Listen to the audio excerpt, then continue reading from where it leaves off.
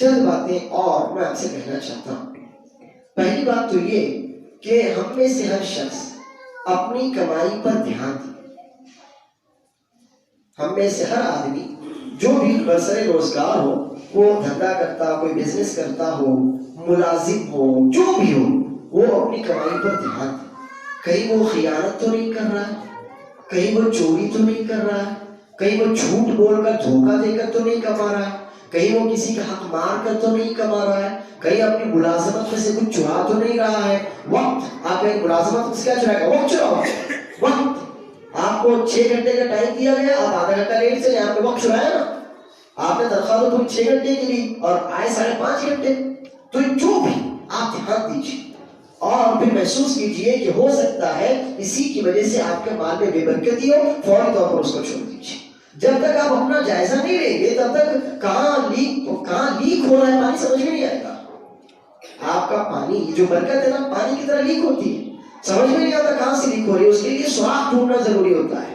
تو ہم میں سے ہر شخص دیکھیے کہ حق تلفی، جھوٹ، دھوکہ، مکاری، خیانت، کسی کا حق ہڑپ کر لینا، یا سود یا رشوت، جہاں سے بھی اس طرح کی کوئی کمائی آ رہی ہو یا براہ راست حرام کمانا، جو بھی، تو جو بھی ہے وہ فوری طور پر دھیان دے، اس کمائی سے توبہ کرے یا اس خیانت، اس دھوکے سے توبہ کرے. پھر دیکھیں کہ انشاءاللہ کس طرح اللہ رب العالمین اس کے مال میں، اس کے رزق میں، اس کی عزت میں برکت دیتا ہے. دوسری بات، الحمدللہ مسجد کا کام ہو رہا ہے، تو یہ اس مسجد پر خرچ کرنا کس کا کام ہے؟ کس کی یہ مسجد؟ یہ مسجد کس کی ہے؟ میری اور آپ کی ہے نا. تو اس مسجد پر خرچ بھی ہم اور آپ ہی کریں گے. اور یہ اللہ کا گھر ہے.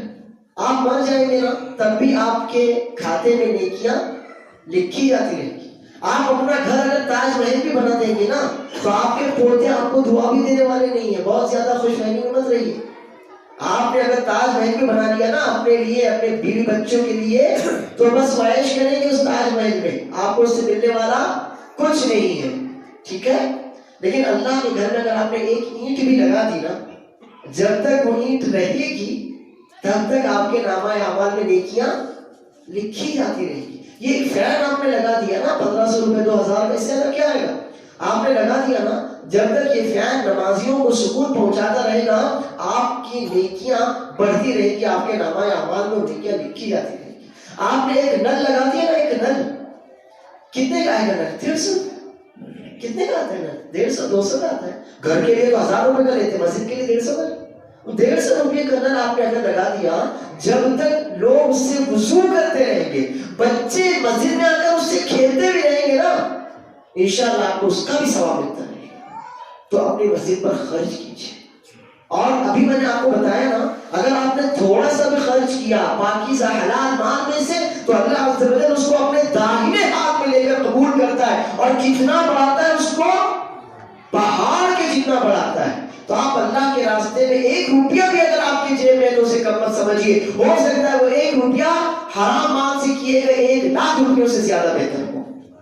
تو آپ دیجئے اپنی جان، جو بھی اللہ نے آپ کو دیا اپنا مال اللہ کے راستے میں خرچ کیجئے. انشاءاللہ اس کے عوض اللہ جو آخرت میں آپ کو دے گا وہ تو دے گا، دنیا میں بھی ملے گا.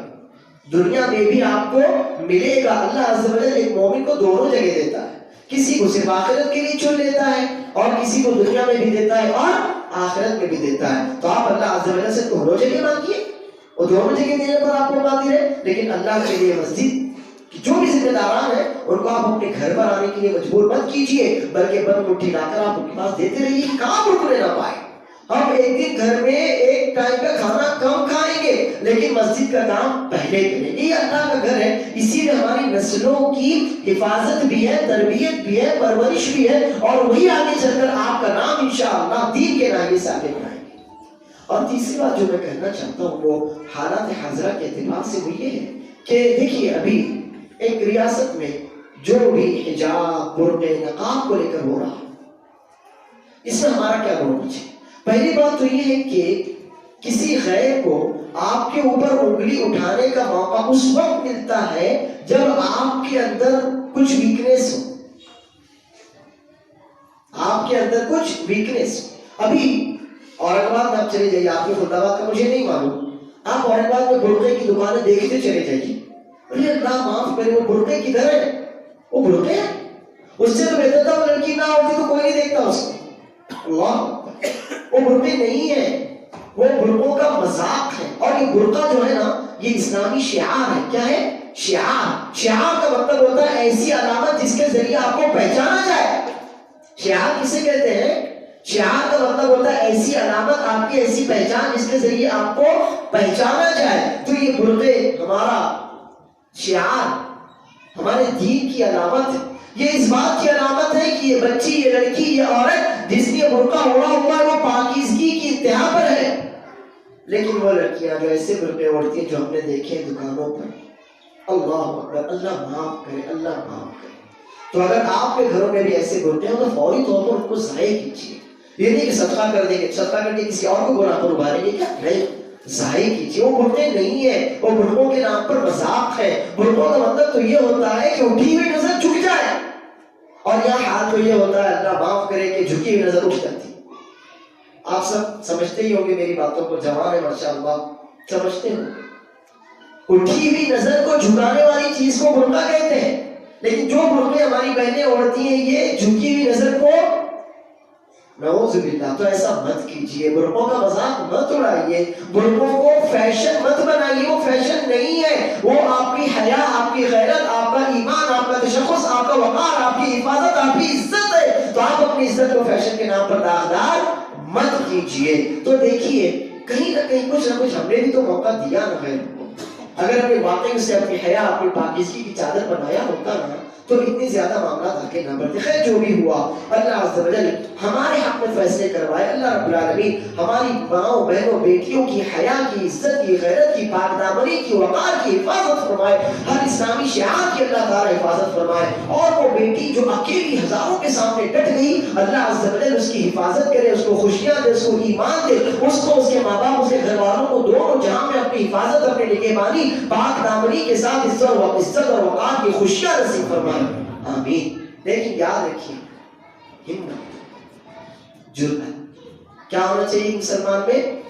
ہمت ہونا چاہیے۔ اگر آپ میں ہمت ہے نا تو پوری دنیا آپ کو کچھ نہیں بگاڑ سکتی۔ جہاں آپ کی ہمت ٹوٹی، جہاں آپ کا حوصلہ ٹوٹا، وہیں سے پھر دوسرے آپ پر حملہ کرنے کے لیے آگے بڑھ سکتے ہیں۔ تو آپ اپنے بچوں کو بہادر بنائیے، ہمت دلائیے۔ بھوت آئے گا، چڑیل بھوت نہ چڑیل کچھ نہیں، آپ سے بڑا بھوت کوئی ہے ہی نہیں دنیا میں، یاد رکھیے میری بات، آپ سے بڑا بھوت دنیا میں کوئی نہیں ہے۔ سارے بھوت مجھ سے ڈرتے ہیں، مجھ سے مطلب اظہار سے نہیں ڈرتے، مجھ سے مطلب آپ ایمان والے ہیں نا تو آپ سے ڈرتے ہیں۔ آپ سے بڑا کوئی جن، کوئی بھوت، کوئی شیطان ہے ہی نہیں۔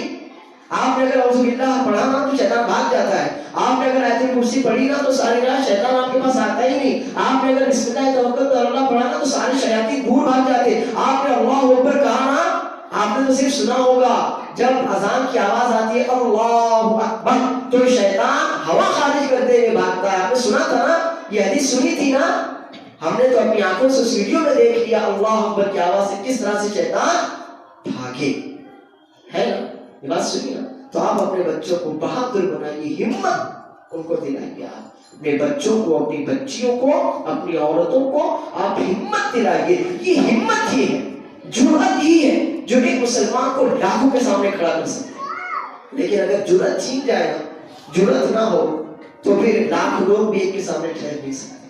اللہ عز و جل مجھ کو اور آپ کو اسلام اور ایمان کی خاطر، اپنی عزت اور اپنے دین کی خاطر جری بنائے، مضبوط بنائے، بہادر بنائے، حوصلہ دے، وقار دے۔ اس ملک میں عزت، شان اور وقار کے ساتھ جینا اللہ تعالیٰ ہمارے لیے آسان فرمائے۔ ہماری ماں بہنوں، بیٹیوں کو اللہ تعالیٰ اپنی حفاظت، اپنی نگہبانی میں رکھے، انہیں خوشیاں دے، انہیں وقار دے، اور انہیں خود یہ سمجھائے کہ پردے کا وقار کیا ہوتا ہے، پردہ کیا ہوتا ہے، کہ وہ سمجھے کہ ہمارا پردہ ہمارے لیے کیوں ضروری ہے اور پردہ کیسے کیا جاتا ہے۔ اللہ عز و جل ہم سب کو عقل بھی دے، توفیق بھی دے، ہدایت بھی دے۔ ربنا ظلمنا انفسنا وان لم تغفر لنا وترحمنا لنكونن من الخاسرين۔ سبحان ربك رب العزة عما يصفون وسلام على المرسلين والحمد لله رب العالمين۔